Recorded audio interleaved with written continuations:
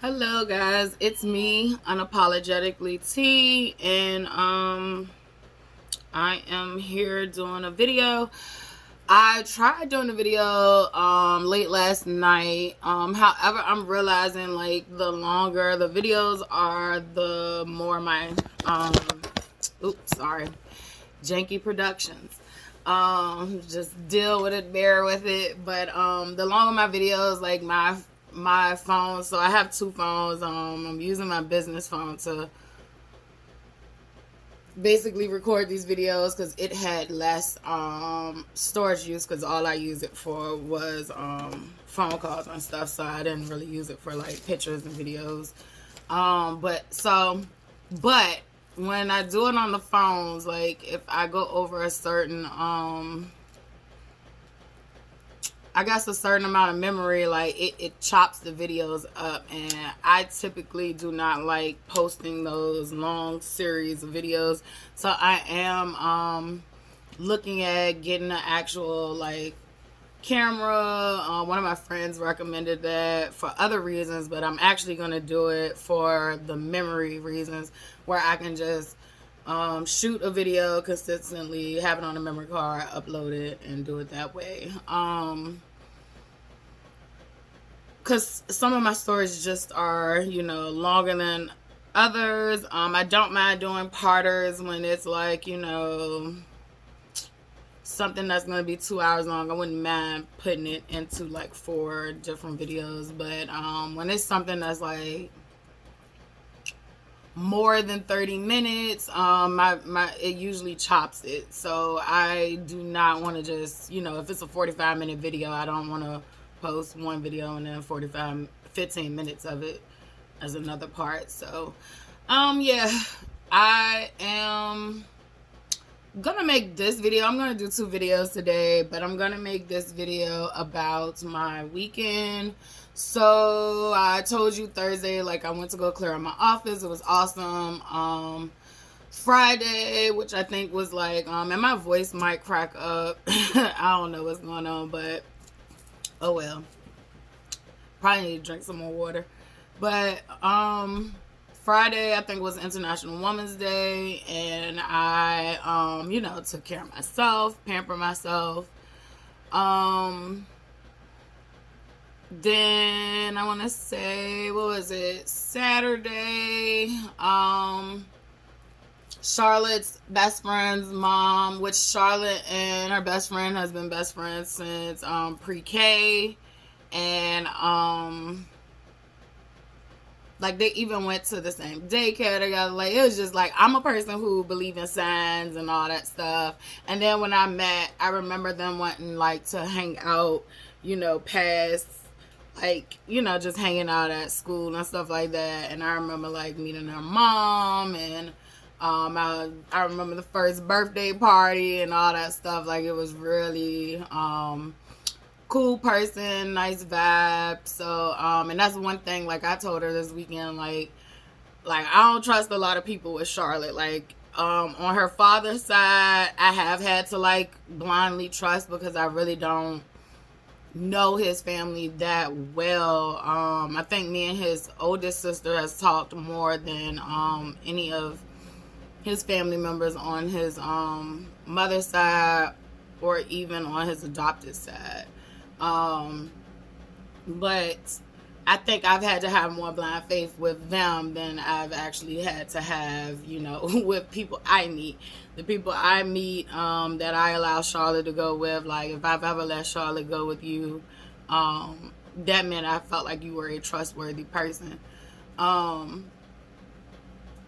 So yeah, I got invited out by her mom, and it was a girls' night. And it was funny because before I went, I actually talked to my best friend. I was like, yeah, I'm going to this girls' night thing, and like I'm just stepping completely out of my element, right? Like I have not done a girls' night with, first of all, with women that I don't know. I only knew her mom. And then I never had a girls' night experience like a slumber party, except for when I was a kid. And number 3, I never had a Girl Scout. I said Girl Scout. I'm thinking about Charlotte. A girls' night where somebody won't hate on somebody, or somebody wasn't, like, it just was like, it was very competition, or somebody's jealous of the next one, or somebody's mad because somebody closer to their friend than they are. And it's just like, I just always been in catty, messy situations with female friends, except for the ones that I have kept and maintained over the years. But we've never been in a whole room all together either, just doing some, chill kickback stuff. So it was like a breath of fresh air. I took a leap of faith. The fact that I trust her, that's what I based it off. I trust her, so I took a leap of faith. And I had a wonderful time. The vibe was everything. It was a new experience, and it was a great new experience. There were red cups going around, but we still were having great conversation. We had very, very deep conversations on some topics that I felt like was so important, like Black women not being heard and believed, far as the medical field. And it doesn't matter whether the doctor sometimes is Black or white. Like, it's just a culture that we are not to be believed about our pains or our ailments. And it is very dangerous for us, and it is killing us.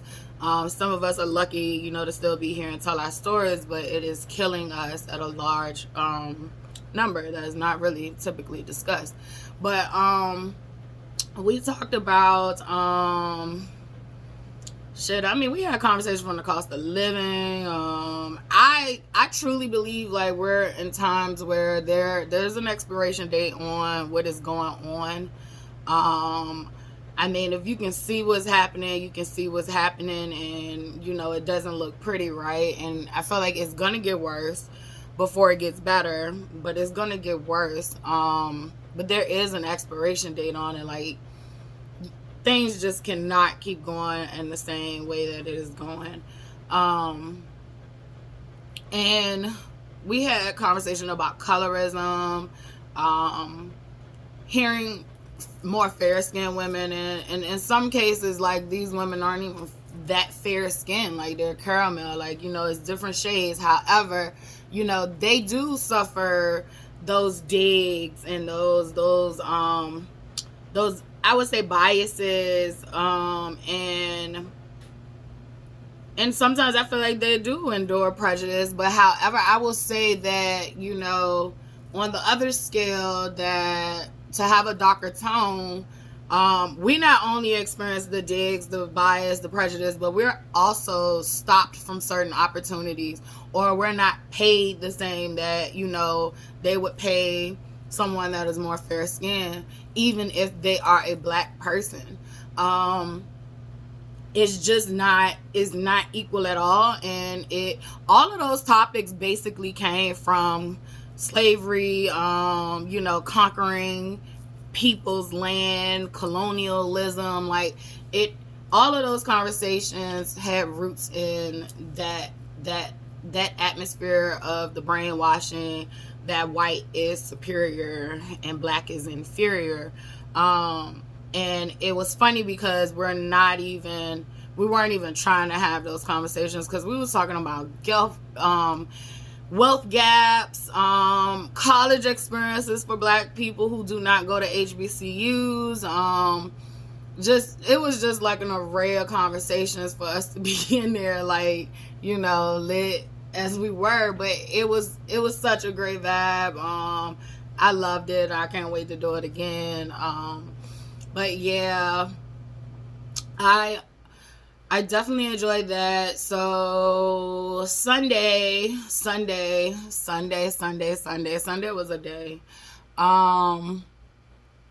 Sunday, I was on my way to go. So I was on my way from, I was coming from, I was taking a walk. I'm going to call her my Jewish mom on here. I don't know if I reference her in other videos. I've done so many at this point, because there are some that I have not posted, because because sometimes I name drop, and I told y'all I don't want to name drop, certain people names that are not gonna be viewed in a positive light, or that I felt like slighted me.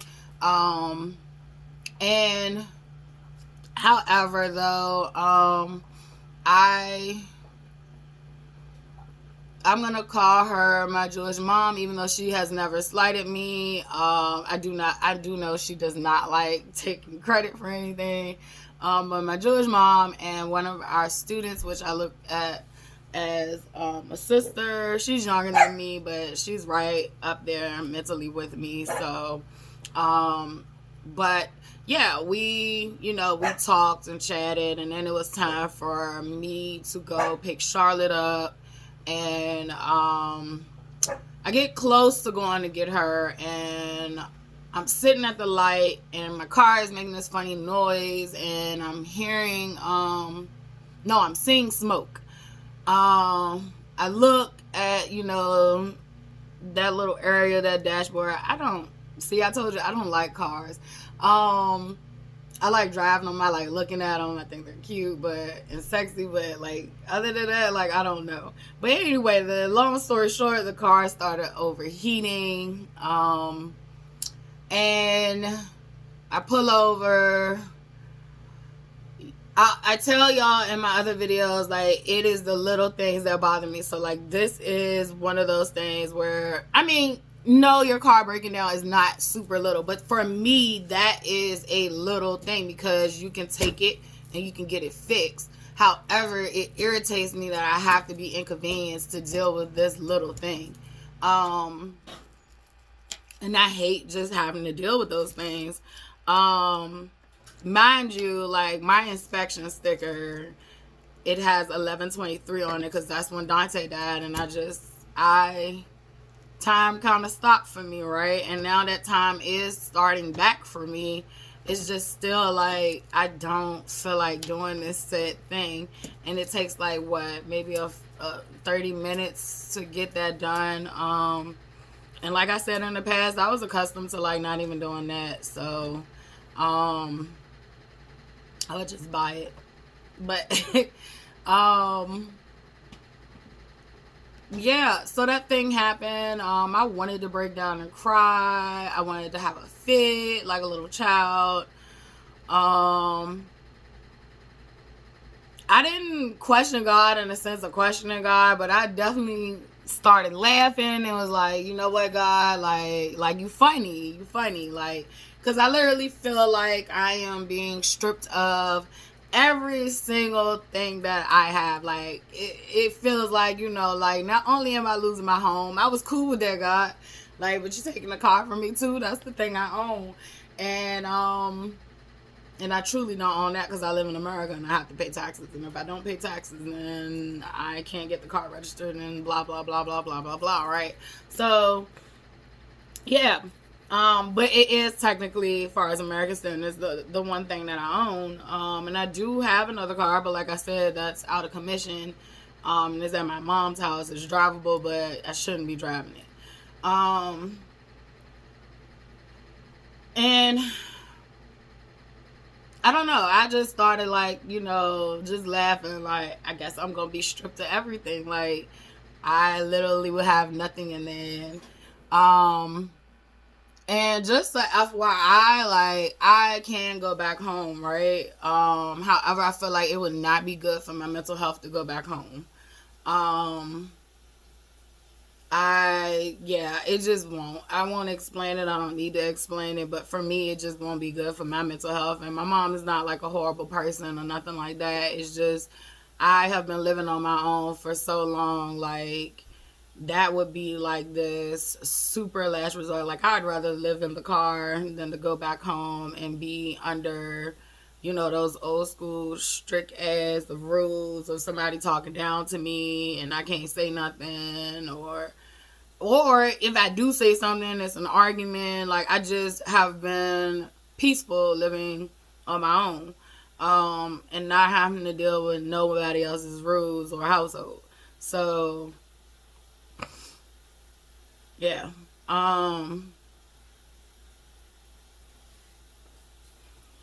Yep.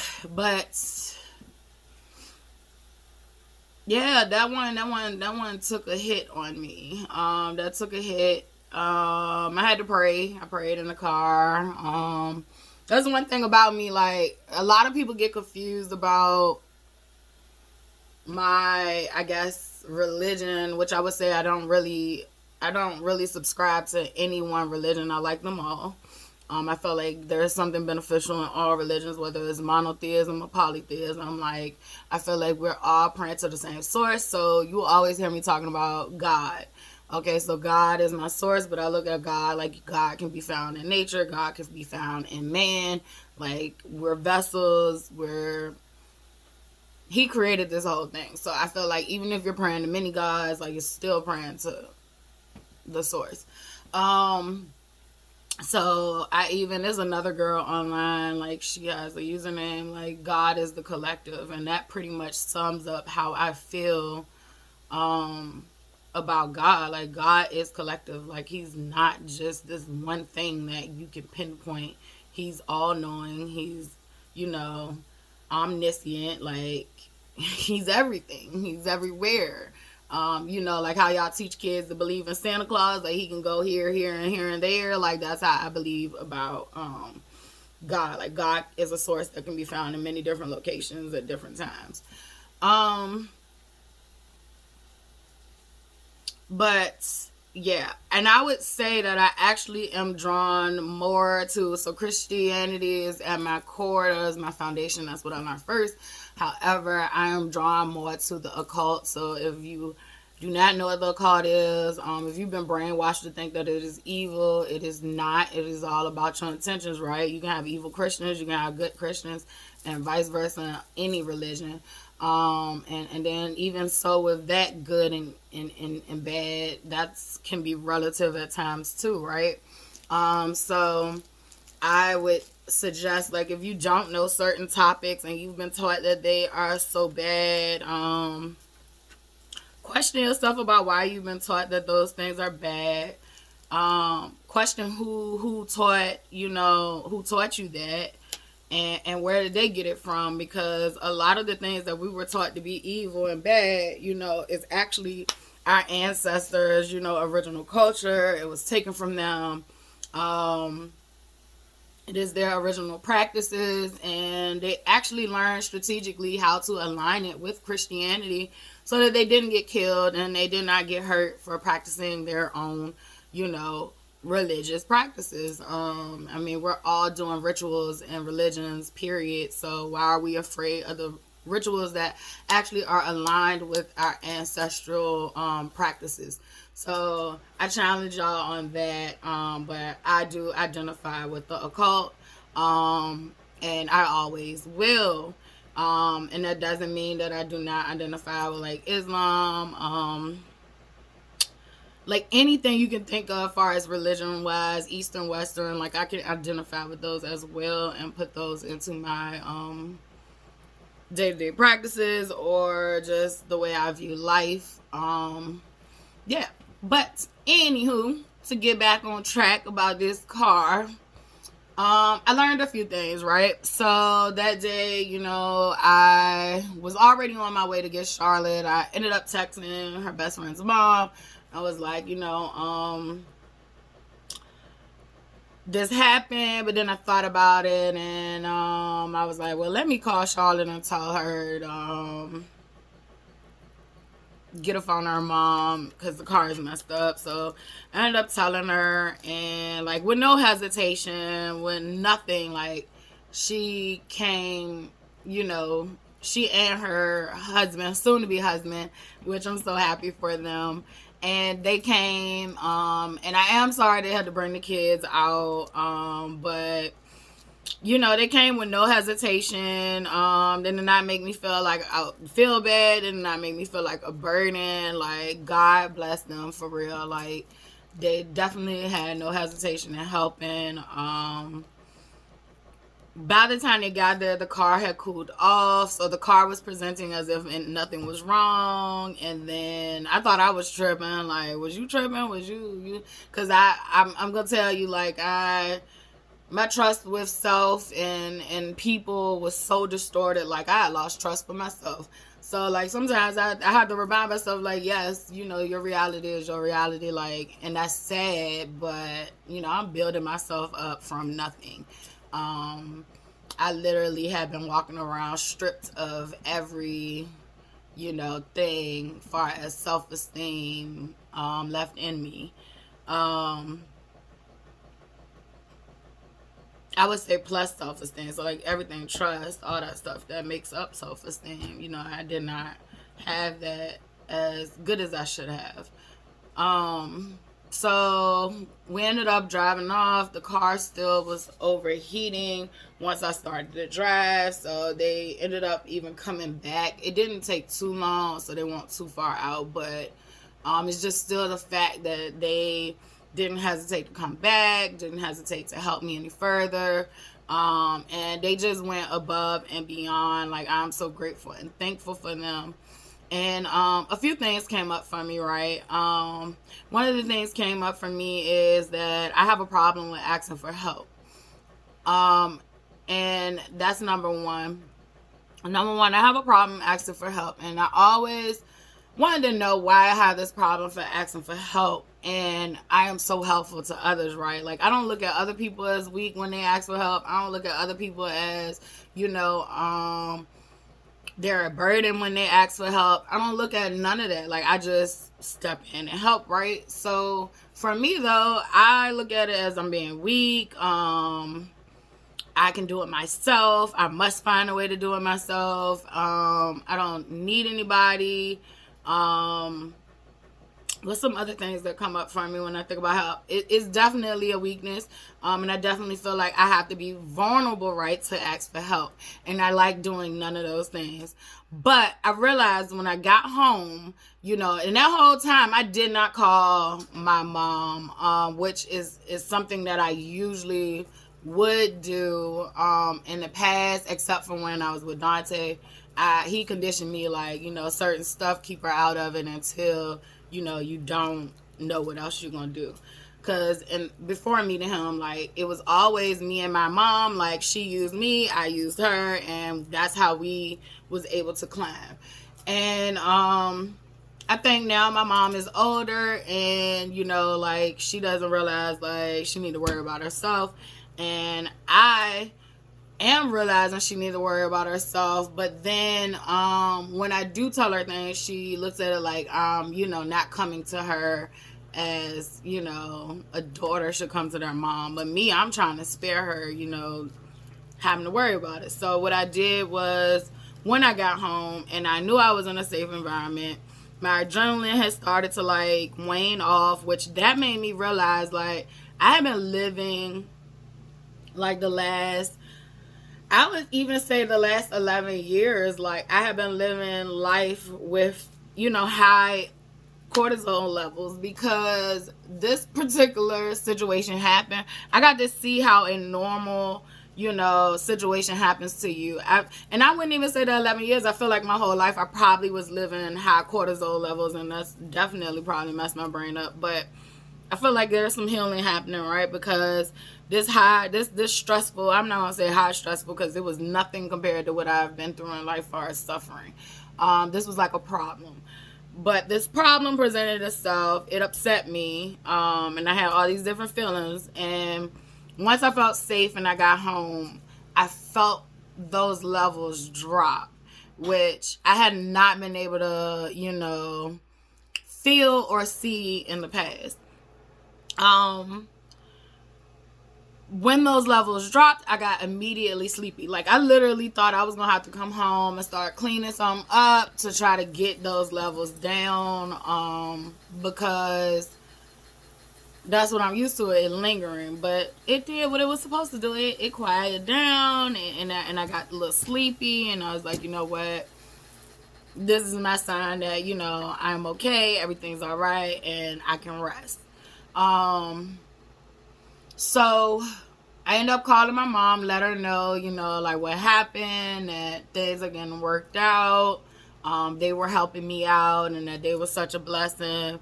So happened my mom was already supposed to come down here today, and she asked me, what she told me, if you need anything, let me know.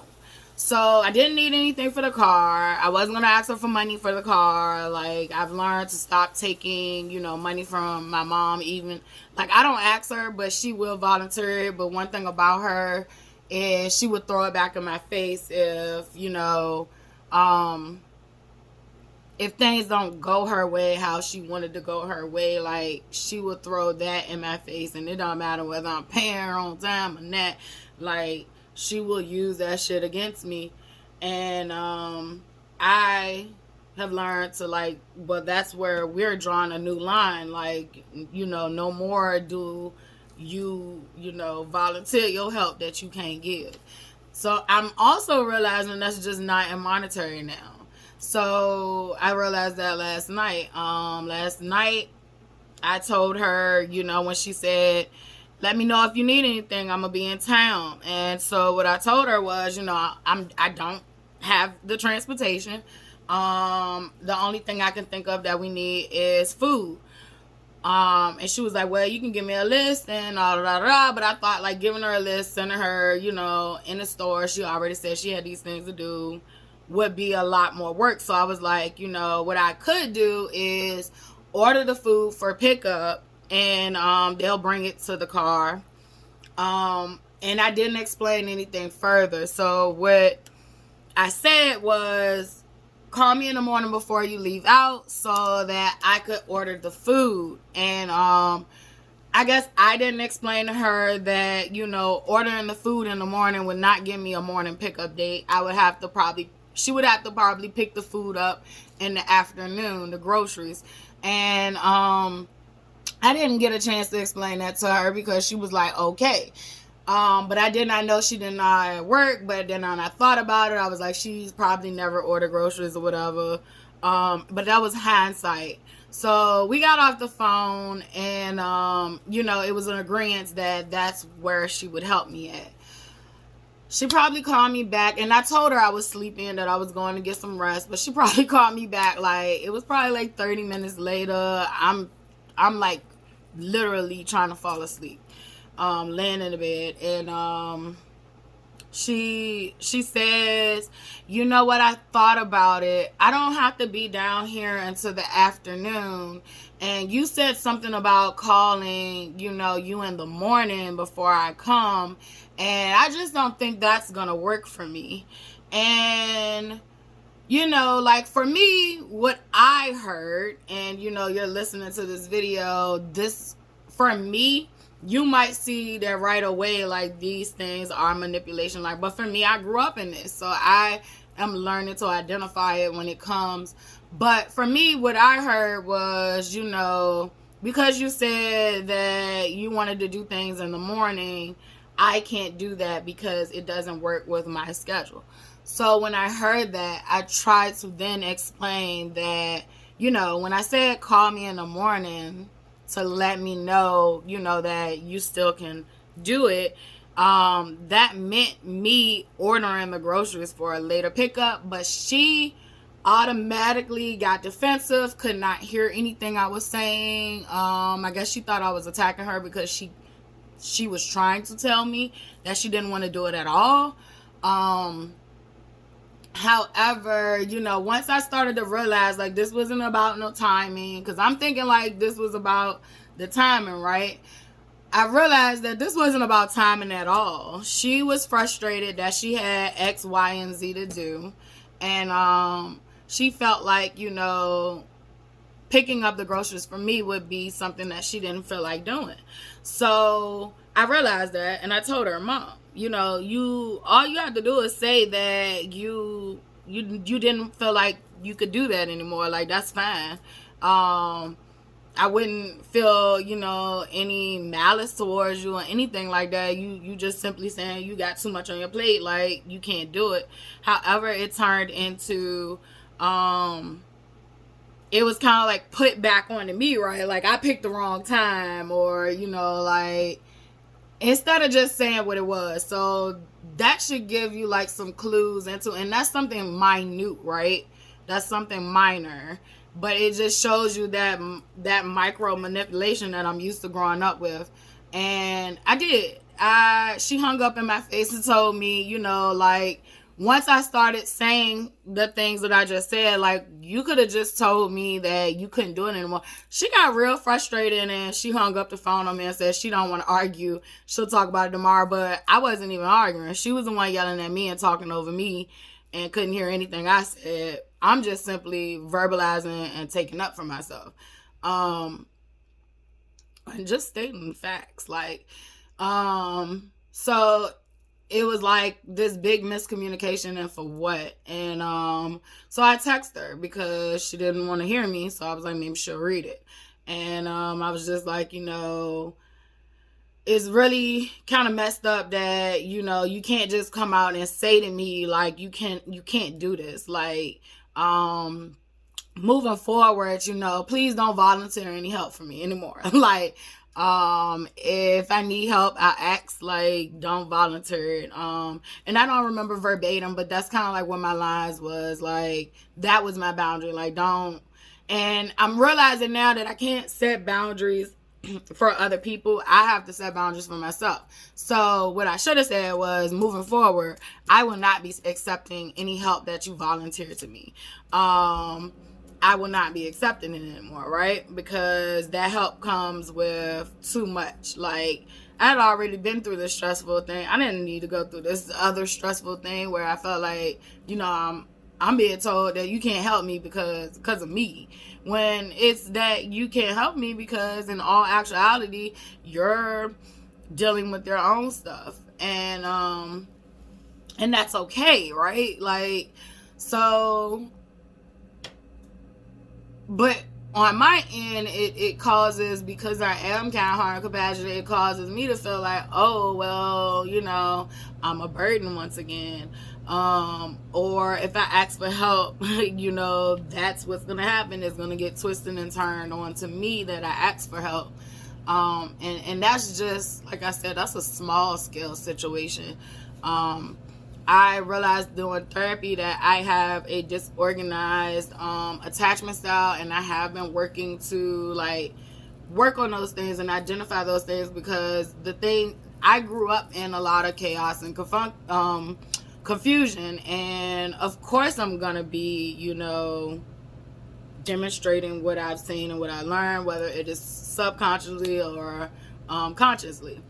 And I'm trying my hardest. Like, I am trying my hardest. I am identifying things that I've never identified before. And I felt like, number one, I do not know how to ask for help because I was never shown the proper way to ask for help and to actually receive help where it will be, you're receiving help.